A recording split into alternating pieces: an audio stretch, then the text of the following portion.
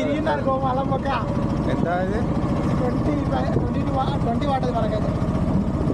అంతే వస్తాయి దానికి 25 దాకా వస్తుంది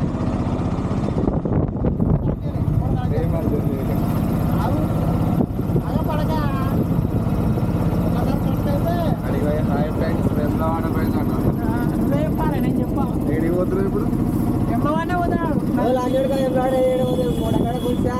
ముందుపోతాడు గునిపిస్తాడు నీకేం బాధ